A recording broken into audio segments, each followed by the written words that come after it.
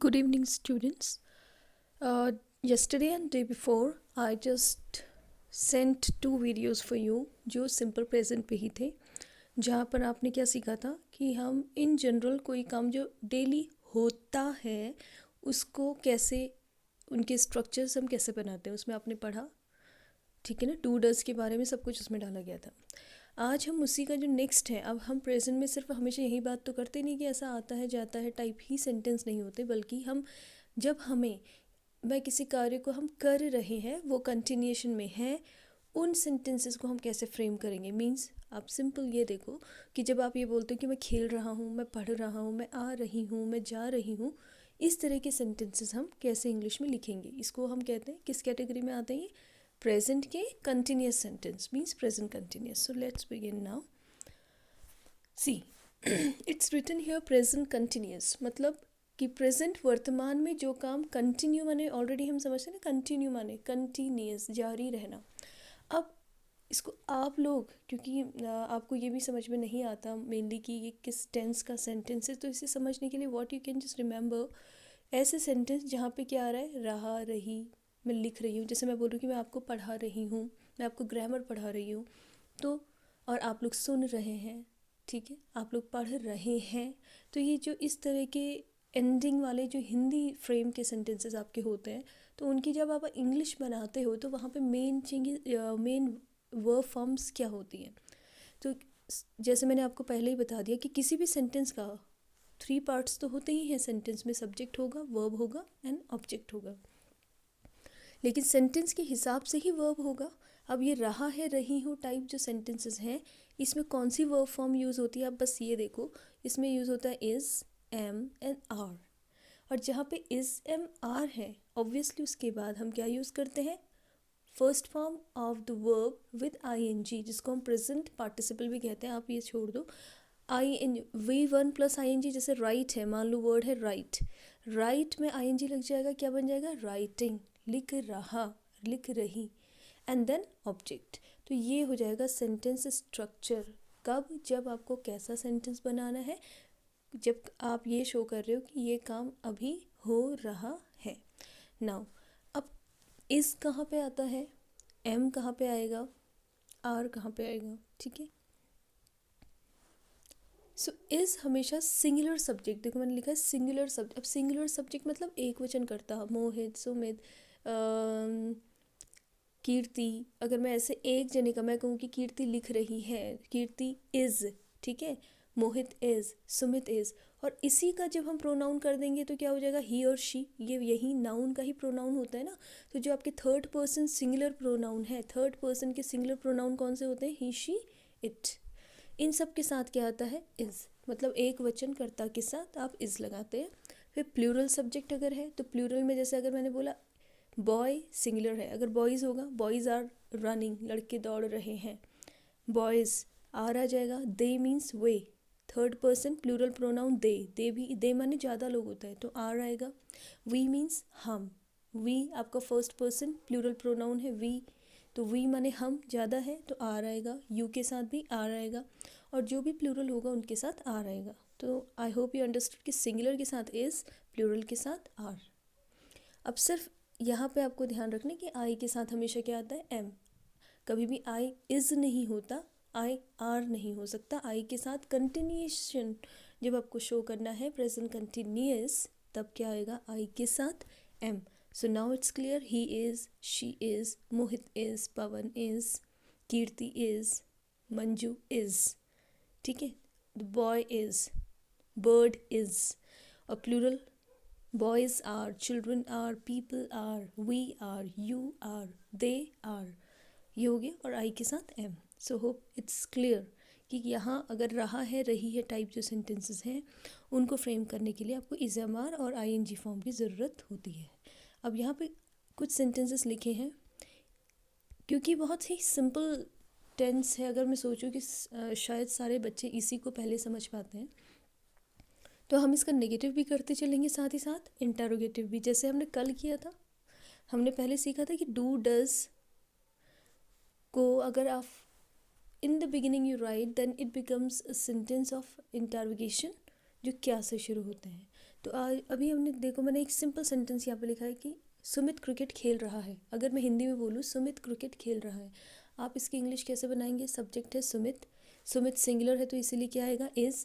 Verb form है play, play के साथ आईएनजी लगना ही लगना है, यहाँ पे इज एम आर के साथ आईएनजी लगता है। सो सुमित इज़ प्लेइंग क्रिकेट बन गया, सुमित इज़ प्लेइंग क्रिकेट। अगर आप इसको आप नेगेटिव करेंगे, सिंपली हमने जैसे डू नॉट, डज नॉट, कल की वर्ब फॉर्म जो थी, आज क्या हो जाएगा? इज़ एम आर है, इसी के बाद आप क्या लगा देंगे? नॉट। ठीक है, तो अगर इसको नेगेटिव करना है तो क्या हो जाएगा? Sumit is not playing cricket, Sumit is playing cricket affirmative sentence, Sumit is not playing cricket negative sentence. वैसे आगे बढ़ते हैं आप, फिर लास्ट में हम इनके इंटरोगेटिव्स भी बनाएंगे। ठीक है, सिर्फ 5 सेंटेंसेस आप यहाँ पे देखेंगे। Now next is they are studying at home, वो घर पर पढ़ रहे हैं। दे प्लूरल है ना, थर्ड पर्सन प्लूरल प्रोनाउन होता है, तो प्लूरल के साथ आर आना है। स्टडी माने पढ़ाई करना। एक चीज़ और मैं कहना चाहूँगी, आप लोग बोलते हैं I read in class 6, I read in class 8, it's very wrong. Read word जो है ना वो होता है रीडिंग करने को, जब आप किताब पढ़ रहे हैं। लेकिन जब मैं ये कहती हूँ कि मैं इस क्लास में पढ़ाई करती हूँ या इस क्लास में पढ़ती हूँ, तो वहाँ पे आई रीड नहीं होता, बल्कि you have to say at the time I study in class 8, I study in class 7। ठीक है, इस तरह से। So they are studying at home, वो घर पर पढ़ाई कर रहे हैं। They are studying at home. और सिंपल अगर नेगेटिव भी होगा तो आर के बाद क्या आ जाएगा भाई? नॉट आ जाएगा। They are not studying at home, वो घर पर नहीं पढ़ रहे हैं। तो सिंपल को नेगेटिव करने के लिए हेल्पिंग वर्ब के बाद आपको सीधा नॉट लगाना है बस। अब आई के साथ क्या आता है? देखिए am, I am teaching you grammar, मैं आपको ग्रामर पढ़ा रही हूँ। टीच माने पढ़ाना, आईएनजी लग गया, टीचिंग यू ग्रामर, मैं आपको ग्रामर पढ़ा रही हूँ। और अगर मुझे नॉट नेगेटिव बनाना है तो एम के बाद क्या आ जाएगा? Not. I am not teaching you grammar, मैं तुम्हें अंग्रेज़ी नहीं पढ़ा रही हूँ। समझ में आ गया? Next is he is writing a poem. He है थर्ड पर्सन सिंगुलर प्रोनाउन है आपका। ही मतलब किसी लड़के का नाम है, उसको जब हम हर, अगर मैं किसी के बारे में बोलूँ, मैं हर बार उसका नाम नहीं लूँगी, दूसरी बार से मैं हिंदी में बोलते हैं ना वो, वह, तो वही शब्द है ही। He is writing a poem, he singular है इज़, और अगर नेगेटिव करना होगा तो क्या हो जाएगा? He is not writing a poem. Simple. You plural है, यू के साथ क्या आएगा? Are. You are coming with me, तुम मेरे साथ आ रहे हो। नेगेटिव होगा तो क्या हो जाएगा? You are not coming with me. So hope कि प्रेजेंट कंटिन्यूस जो है, मुझे लग that is I feel the most simple tense for the children to learn. ये सबको जल्दी समझ में आता है और आई होप कि आप लोगों को भी समझ में आ रहा है। तो हमने सिंपल भी बना लिए सेंटेंसेस, मतलब एफर्मेटिव बना लिए जहाँ पे सीधी बात कही जाती है, फिर हमने उनको नेगेटिव भी कर लिया है। अब हम लास्ट में 2 टाइप के इनके इंटेरोगेटिव भी बनाएंगे। और अगर आपको याद है कि कल हमने इंटेरोगेटिव कैसे बनाए थे, कैसे बनाए थे? अगर हम डू डज जो हेल्पिंग वर्ब होती है किसी भी टेंस में, जैसे इसकी हेल्पिंग वर्ब है इज एम आर, उसको फर्स्ट में ला के स्टेटमेंट बनाते तो क्या वाले सेंटेंस बन जाते हैं। और अगर उससे अगर उसमें डिटेल्ड क्वेश्चन वर्ड है तो उस क्वेश्चन वर्ड की हम इंग्लिश लिख लेते हैं। For example let's you can see now, अब मैंने अभी जो पहला सेंटेंस ले लेते हैं हम, सुमित इज़ प्लेइंग क्रिकेट। अब अगर मुझे इसे इंटेरोगेटिव बनाना है पहला टाइप, तो क्या बनेगा? क्या सुमित क्रिकेट खेल रहा है? तो मैं इज़ को यहाँ से उठा के सीधा पहले लिख लूँगी, सिंपली यहाँ इज़ क्या बन जाएगा? इज़ यहाँ नहीं आएगा, अब is Sumit playing cricket, interrogative mark लगा दूँ। मैंने क्या बोला? इज़ सुमित प्लेइंग क्रिकेट, क्या सुमित क्रिकेट खेल रहा है? ठीक है, ये हो गया क्या से शुरू होने वाला। इसका आंसर अगर मुझे बोलना है येस ही इज़, हाँ वो खेल रहा है, नो ही इज़ंट, नहीं वो नहीं खेल रहा है। ये होते हैं बिल्कुल short answered, one word answer होता है इन्हीं क्वेश्चंस का जो क्या से शुरू होते हैं। क्या सुमित क्रिकेट खेल रहा है? अब अगर हम इसे बनाए they are studying at home, वो घर पर पढ़ रहे हैं, ये तो हो गया सिंपल। अगर मैं इसका इंटेरोगेटिव बना दूँ, अब प्रश्नवाचक बना दूँ, तो क्या हो जाएगा? क्या वो घर पर पढ़ रहे हैं? तो इसके लिए मैं आर को यहाँ से हटा दूँगी और मैं सबसे पहले आर लिख दूँगी यहाँ पे, A R E, are they studying at home. Question क्या बन गया, क्या वो घर पर पढ़ रहे हैं। Are they studying at home, क्या वो घर पर पढ़ रहे हैं। नेक्स्ट है I am teaching you grammar, मैं तुम्हें ग्रामर पढ़ा रही हूँ। अगर मैं बोलूँ क्या मैं आपको ग्रामर पढ़ा रही हूँ, तो ये एम जो इस हेल्पिंग वर्ब है मैं इसको यहाँ से हटा के सबसे पहले लिख दूँगी am I teaching you grammar, क्या मैं आपको ग्रामर पढ़ा रही हूँ। क्या बन गया, am I teaching you grammar. Helping verb को सबसे पहले लिख देंगे क्या वाले इंटरोगेटिव बनाने के लिए। जैसे ही इज़ राइटिंग अ पोएम, वो एक पोएम लिख रहा है, ठीक है, वह एक पोएम लिख रहा है। अगर मैं क्वेश्चन बनाऊँ कि क्या वो एक पोएम लिख रहा है, तो मैं इज़ यहाँ नहीं बल्कि सबसे पहले इज़ लिख दूँगी। हाँ, ये याद रखना कि एच स्मॉल हो जाएगा, यहाँ पे टी स्मॉल हो जाएगा, because now is the next word of the sentence. Is he writing a poem, is he writing a poem, क्या वो पोएम लिख रहा है, ठीक है। तो ये हमने बनाए इंटरोगेटिव। अच्छा, एक और रह गया है जिसको हम यहाँ पे पूरा कर लेते हैं, फिर हम डिटेल्ड इंटरोगेटिव बनाएंगे। You are coming with me, तुम मेरे साथ आ रहे हो। अब अगर मैं बोलूँ कि क्या तुम मेरे साथ आ रहे हो, तो मैं इसे कैसे बनाऊँगी, आर को यहाँ से हटा दूँगी, सबसे पहले मैं आर लिखूँगी। Are you coming with me, क्या तुम मेरे साथ आ रहे हो। So these are very simple sentences जो हमने अभी किए। अब मैं अगर इससे बोलूँ कि आर यू अंडरस्टैंडिंग, क्या तुम समझ रहे हो। अब आप ये रिप्लाई तो आप लोगों को करना है कि येस यू आर और यू आरंट, ठीक है। सो आर यू अंडरस्टैंडिंग, क्या आप समझ रहे हो। तो अभी हमने सीख लिए हैं क्या से शुरू होने वाले इंटरोगेटिव। अब मैंने कल आपको, जैसे वही चीज़ है ना कि डू डज उसमें पहले आ रहा था, अब इसकी हेल्पिंग वर्ब अगर इज़ एम आर है तो इसमें इज़ एम आर पहले आ जाएगा। अब हम इनके एक एक डिटेल्ड क्वेश्चंस भी बना लेते हैं। डिटेल्ड वाले मतलब जो मैंने बताए थे कौन से होते हैं डिटेल्ड क्वेश्चंस, जहाँ पे हिंदी में अगर आप बोलेंगे तो क्वेश्चन वर्ड बीच में आएगा। जैसे सुमित इज़ प्लेइंग क्रिकेट, अब मैं बोलूँ कि सुमित क्रिकेट कहाँ खेल रहा है, सुमित क्रिकेट कहाँ पर खेल रहा है, कहाँ खेल रहा है, तो मैं क्वेश्चन बना दूँगी। सबसे पहले कहाँ की अंग्रेज़ी क्या होगी, वेयर, WHERE, वेयर। अब वही होगा इज़ हमारे जैसे पहले बोला था ना मैंने, वेयर के बाद is, where is Sumit playing cricket, where is Sumit playing cricket, ऐसे हो जाएगा। क्योंकि वही जो आपका क्या वाले सेंटेंस थे ना जो इज़ से शुरू हो रहे थे, बस आपको उससे पहले वो क्वेश्चन वर्ड जोड़ देना है। अगर आपका क्वेश्चन डिटेल्ड क्वेश्चन है, बीच में क्वेश्चन शब्द हिंदी में क्वेश्चन वर्ड आ रहा है बीच में, सो सुमित क्रिकेट कहाँ खेल रहा है, so where is Sumit playing cricket, ठीक हो गया। अब है दे आर अगर नॉट करना है, अब जैसे नॉट तो इसमें मीनिंग नहीं बनेगी ना। अब मैं अगर बोलूँ कि सुमित क्रिकेट क्यों नहीं खेल रहा है, सुमित क्रिकेट क्यों नहीं खेल रहा है, तो क्यों के लिए इंग्लिश क्या होती है, क्यों की अंग्रेज़ी क्या होती है, वाई। तो क्या हो जाएगा, वाई इज़, यहाँ से इज़ हटा दो, फिर ये आ जाएगा Sumit playing cricket, why is Sumit not, और सब्जेक्ट के बाद नॉट आएगा। कल भी बताया था कि अगर इंटरोगेटिव सेंटेंस है तो सबसे पहले वो WH फैमिली का वर्ड आएगा, फिर जो भी हेल्पिंग वर्ब है इज़ एम आर वो आ जाएगी यहाँ पे, सब्जेक्ट, और फिर नॉट आएगा। So why is Sumit not playing cricket, क्या बन जाएगा सेंटेंस आपका, सही सेंटेंस बनेगा why is Sumit not playing cricket, cricket interrogative mark लग जाएगा। Why Sumit is not, it's not very easy to write on the screen, actually ये लिखा नहीं जा रहा उतने क्लियर से, लेकिन मैं बोल रही हूँ और यही स्टेटमेंट को ही हम इधर उधर ट्रांसफॉर्म करके मैं आपको बना के दिखा रही हूँ। सो होप कि समझ में आ रहा होगा आप लोगों को। क्या इंटरोगेटिव बनाया था मैंने फाइनली कि why is Sumit not playing cricket. अब हम इस नेक्स्ट चलते हैं आगे।